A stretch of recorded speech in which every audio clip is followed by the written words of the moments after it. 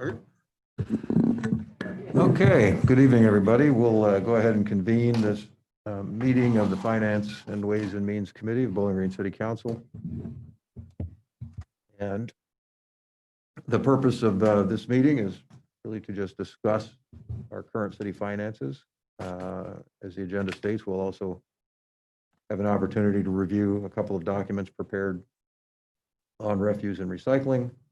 And we will also receive an update from city administration on our finances through the 30th of July of this year. I'll give my fellow committee members an opportunity to say a few words. Bill? Just eager to find out what Brian has for us. Sandy, you have any opening comments? Same for me. I prepared no opening comments. All right, then. Again, going back to the agenda, we did distributed before this meeting or two documents. The first is a report from Amanda Gamby summarizing the refuse and recycling. The report in the form dated the 15th of July and with the subject line of first half 2020 refuse and recycling report. I think it's just important to have this as part of the record. Everyone can review it on their own unless we have any questions for the administration concerning that report. Also with that came a paper copy of a slide presentation entitled Refuse and Recycling Report Second Quarter 2020. I think these are important reports to summarize where we're at in refuse and recycling at this point in the year. And I'm confident that at the end of the third quarter, we'll have a very clear picture of the costs associated with our refuse and recycling programs, and thus be much better informed and ready as we're going into the 2021 budget discussion. But I'll ask my colleagues. I do not have any further questions or additional questions on those two documents, but I did find them informative. Sandy, do you have any questions concerning the previously published refuse and recycling documents? The one dated July 15th, 2020. Yes. Very good report from Amanda. It gave me all the information that I feel I needed at this time. All right, thank you. Bill? Nope. No. All right. Again, there was not the intent to have a great discussion unless there were questions. Again, the end of the third quarter will be very telling on this topic.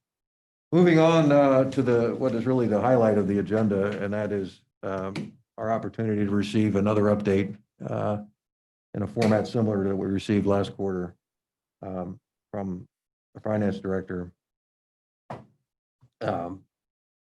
Well, without any further ado, I think we'll let Mr. Bouchon come forward and all right, make his presentation. Excellent. We had an update at the very beginning of June, and so we have a new update here, August 3rd. This is with numbers that are through July, which means they're hot off the press. I was compiled some of these numbers this morning.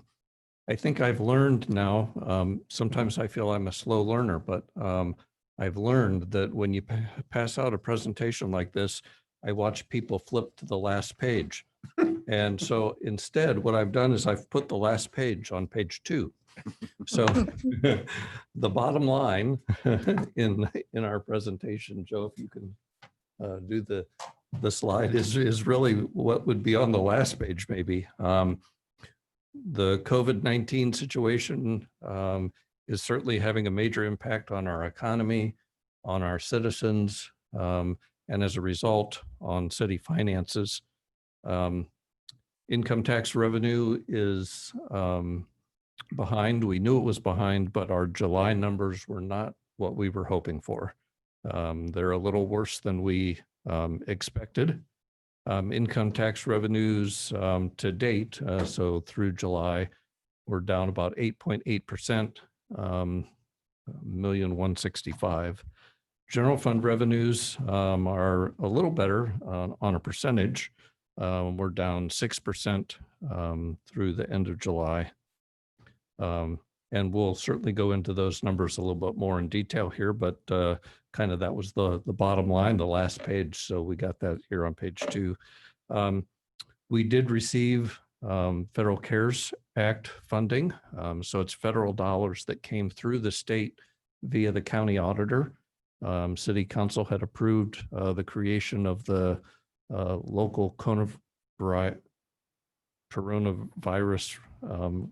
relief fund.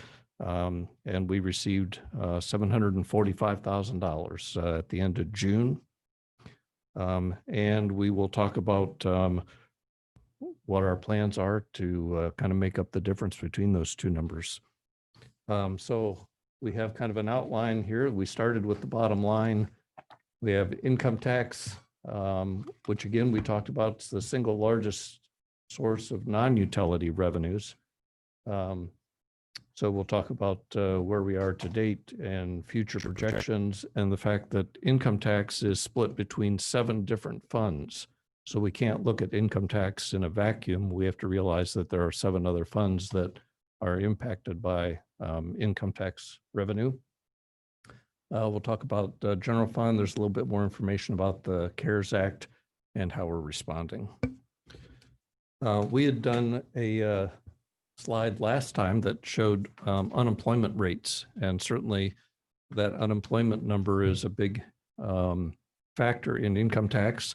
And so we've updated it with the most recent information. We don't have any July information. You might get federal July information in a very shortly, but we would not have county information for July till close to the end of August. It's just kind of the timing on that.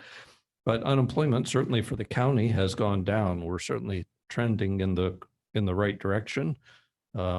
From a high in April of 17.1% down, June's Wood County number was 9.5%. So obviously in a good direction. I had put last time information from December of 2008 and December of 2009, which was the big economic downturn that we had on there, just kind of a reference point. So we're a little better than the December 2009. We're still above what the December 2008 number was. Some details on income tax. Here's our estimate as well as actuals. And April and July in the estimate, as you can see, are shaded in kind of that salmon colored shading. And that's because the income tax deadline had changed from April 15th to July 15th. Both were kind of end of the quarter deadlines. And so we thought maybe April and July would be good just to swap those two, which is what we did in this chart. You can see though, our July number is over $1 million short of what our original expectation was. And up to that point, we were really pretty close. Even though May and June were below expectations, we had great first quarter. February, March, April were all above what we expected.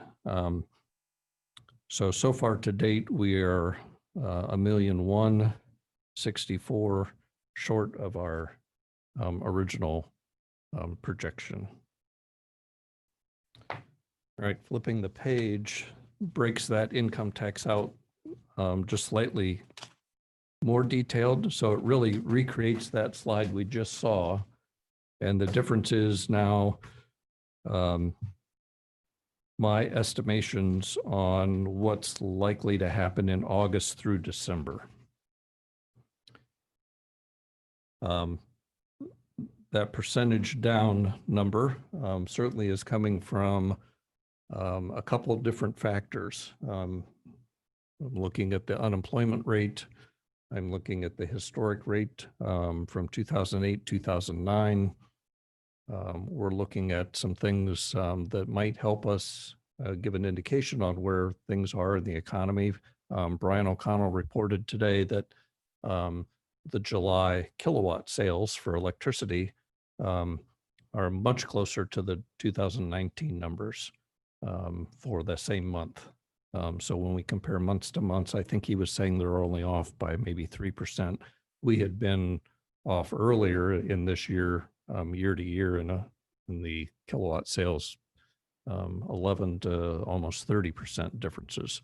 So that's indicating to us that some of the big industrial users are ramping back up and are close. It's also an indication that Brian has some control over the weather and made July very hot. And so lots of folks were using air conditioning. So we have some estimations there for August through December. And if we look at a bottom line, that would put us almost 9% down for the year, which equates to about $1.9 million in income tax. I hope those projections aren't any worse. It'd be nice if they were a little better, but that's the best guess at the moment.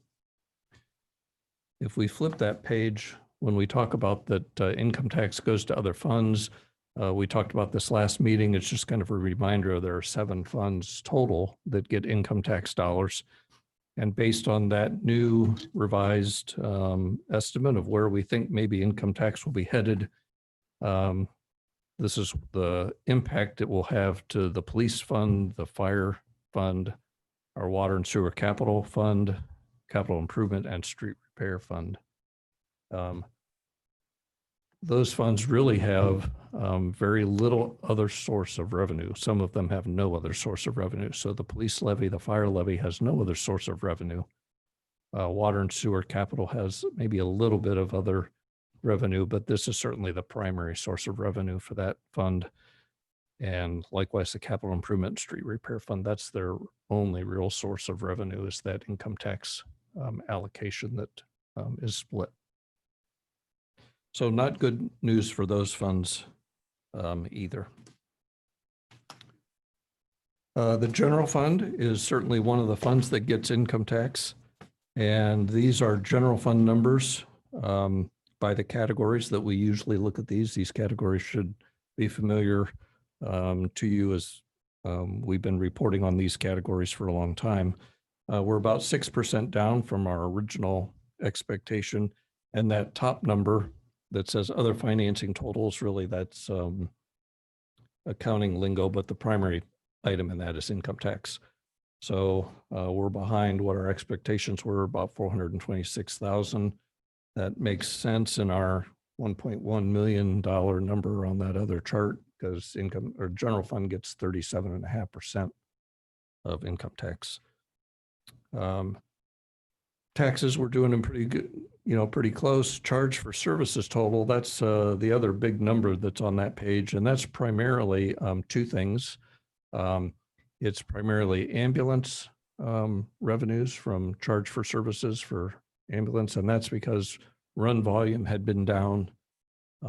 It's also because the billing company, with staffing and stay-at-home orders and insurance companies. So things are a little behind from a couple things there, billing company as well as insurance companies, and the fact that our run volume is down. The other big item there is a utility kilowatt tax that falls in that category. And again, as we spoke, utility kilowatt tax was down as high as 30% in a particular month because of plant closings, places not using nearly the same amount of electricity as they had been, including the university. Interest is down because interest rates, federal government's trying to prop up the economy, and interest rates have fallen. Many of our bonds that we have were called because we had, in relative terms, good interest rates on those that we were getting. And when they're called, we still get that through their call period, but now we have to turn around and reinvest at lower current rates. So that's kind of the general fund snapshot. Parks and Recreation is the other remaining fund that receives income tax dollars. We went through this the last time. The income tax number has been updated The charge for service number is the same number that you saw 2 months ago, but there is an asterisk now. Through July, Park and Recreation Department has received just 23% of their charge for services, which is a big chunk of that. That includes things like swimming pool passes and classes that we charge for from at the community center and those kinds of things. We're hoping that maybe things will pick up. But that's a big if. So that's kind of presented as in the spirit that this whole presentation is, this is where we're at, and it's not necessarily good news. The CARES Act has received lots of attention. The CARES Act, just to kind of remind you, is federal dollars, and it was established at the federal level with federal rules. And so what you're able to use those dollars for is is static by the federal government. They distributed money to the state. The state has decided in House Bill 481 to distribute some of that to local governments. And that occurred. That happened very quickly. Went to our state or our county auditor. The county auditor was very responsive, got those dollars out right away. And our share of that was that $745,000. The tricky part, as I said, the general eligibility information is kind of listed in 3 main points, and that maybe does it a little injustice because it sounds like, oh, well, there's only 3 criteria. There's a lot of criteria, but these are kind of the 3 highlights of what that is. It has to be necessary for the public health emergency with respect to the coronavirus disease, excuse me. It can't be something that you had already budgeted for, so you can't use this as revenue replacement or spend it on something that you had already budgeted. And we have only till the end of December to spend this money, and we have to return it, any unspent dollars, back to the state. There's some reporting that has come out that we have to do. So our first interim report is due on October 6th on what we've spent the dollars so far on. We give that to the state. The state has to make a report to the feds as well. And we have only to the end of December to spend those dollars. As we look at the eligibility, and maybe on the next page, this is really what we internally are talking about using these dollars for. Probably the most obvious one is anything that we had to purchase that's directly related to that. So if we bought computers for people to be able to work at home, or webcams, or masks, or sanitation supplies, or at the last council meeting, we talked about the great work that one of our staff members did on shielding and protecting people from one another. Those supplies and expenses so far to date, as we add them up, are in the neighborhood of about $17,000. Those are direct expenses for that. Leave costs for the governor's stay-at-home order. Those are applicable, eligible costs for folks that, because we had a stay-at-home order, couldn't work from home, couldn't be here, had to stay at home. And so that's about a $30,000 number. The rest of those dollars, we've had some clarification. We're feeling better that our safety forces, in particular our fire personnel, had their duties significantly changed because of coronavirus, even though every run that they went on certainly wasn't a coronavirus run. But the protocols that they had to do and implement and all of the things that they did significantly changed their day-to-day activities. And those look to be eligible expenses. And we believe we'll be able to use the rest of those dollars to help with our fire personnel costs associated with that. that coronavirus number. Sounds like a great number that we received. It was a wonderful addition, but when you look at, we're already 1.1 million, and we think we're going to be close to 2 million down just in income tax, let alone the other revenue sources that we have in the general fund, that we will also be down. That number doesn't come close to filling the gap. And it's not intended to replace revenue. Their whole point is they're trying to allow us to cover expenses that are directly related to it. So that goes a long way, but it certainly is not a panacea, or it doesn't fill the hole that we currently have. So we have to figure out how are we going to cover the remaining shortfall. This is part of the list that we had sent to you the first time. Those things haven't changed really. Cash balance is certainly one of those things, rainy day funds, and we certainly believe that it's raining. But how much of that we use, we need to be prudent with. We're certainly looking critically at vacant positions. We'd like to say there's a hiring freeze, but certainly there are some positions that are crucial to hire. So we're certainly looking at every position before we do a search. The departments have submitted reductions in their budgets, and we've achieved and believe we still have one union left to go, but feel very confident that elimination of salary increases for the current year. Everybody understands that we're in a crisis and in this together, and the staff have been very good about those things. So at some point we will come back to council. We will need action,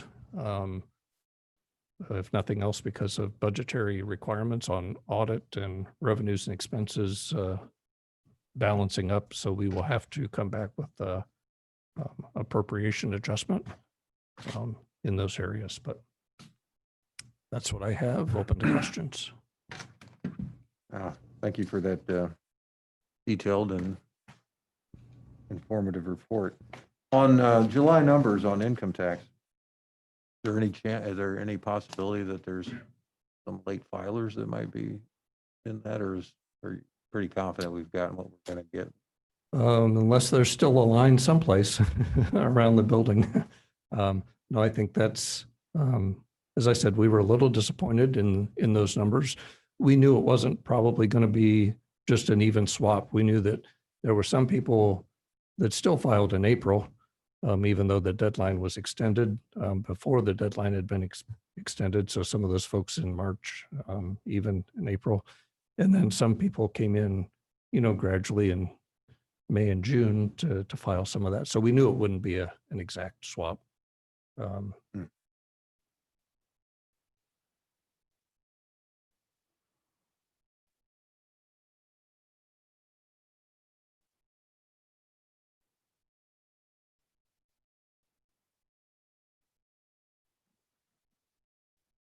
Yeah, I don't, it's a very sobering report. I don't know what else to say. Bill, any questions? Given your sense of vast, seemingly irreplaceable experience, can you think of any actions that council could be taking now that might make things a little easier as opposed to later?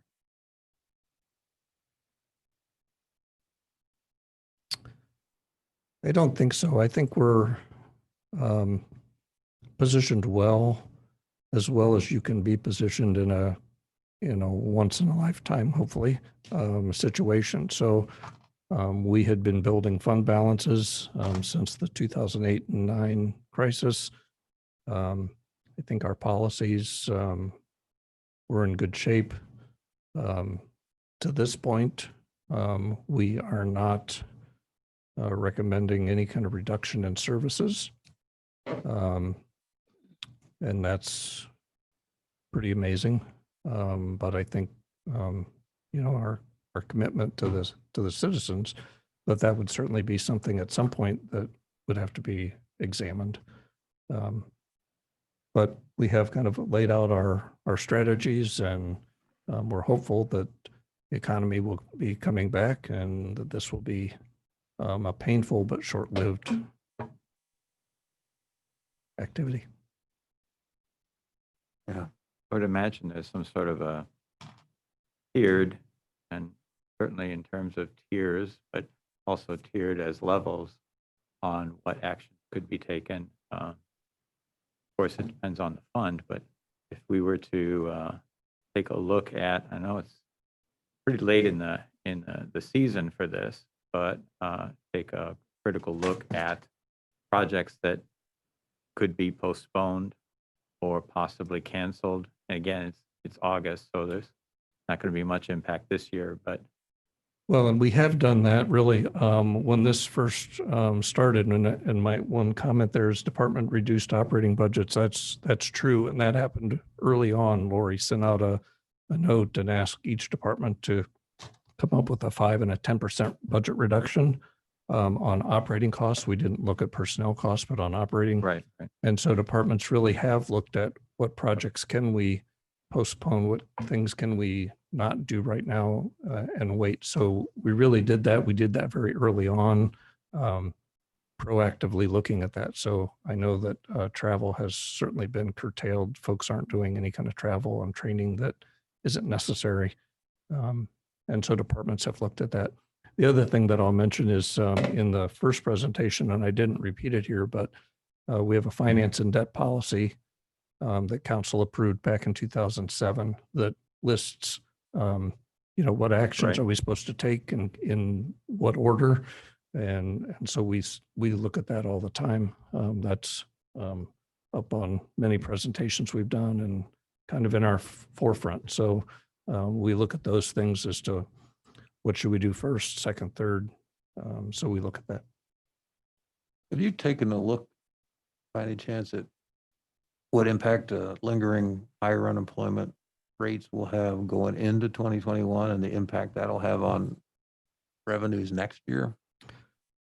At this point, the honest answer is we're struggling with this year and trying to look at this. That's what, There isn't obviously the unemployment rate correlates with income tax, but not necessarily one that we've identified yet. Many of the jobs that have been lost have been maybe service jobs that are at the lower end of the pay scale. And so unemployment number may jump, but with lower paid jobs, that's not going to have a proportional impact. Layoffs at the university when 109 folks or whatever the number was were laid off may have a different kind of impact. all right, thank you. Good. Sandy, did you have any questions? I don't know what my specific question is, but the utilization of fund balances that we've accrued over the last 12, 13 years, do you have any idea what percentage of those funds had to be used immediately? Are we using that? I'm assuming we're using them for operational costs. But how much have we had to tap in percentage-wise? Maybe that's what my question is. I don't have a direct answer to your question, but we used fund balance back in 2008 and 9 when the economy turned down. And that was the way we were able to continue with very small reductions in services, was that we used fund balance. And then we spent the remaining years until just recently trying to build those fund balances back up. Now, we've had several budgets. Often, it was always our goal to present a balanced budget to council, and that a balanced budget meant that our anticipated revenues were going to equal our expected budgeted expenses. And so if those things were held equal, then we were not touching our fund balance. There's been one or two recent years where we have dipped into fund balance a little bit, and we presented that when we did the budget to council, and everyone kind of looked at that and said, yes, that makes sense, and we agree. But those were small relative numbers. Those were small. So it's been our goal to present budgeted, balanced budgets. Last couple of years, we've maybe had small dips into that fund balance. So this would be, depending on how we decide to do this, it's going to be a combination of multiple things. It's not just going to all fall on one activity, but using that fund balance. We have a target of 25% of our revenue in a fund for a fund balance. So that's our target. And we, when we do that budget presentation, we have those graphs. We usually show a line of where that target is and whether we're above or below that target. I don't know if that So- helps. Have we dug into them this year yet? Are we using any of those balances yet? Or are we able to keep going so far without using it? Well, the year isn't over yet. We're not bringing in what we expected, and we have curtailed our spending. But I don't have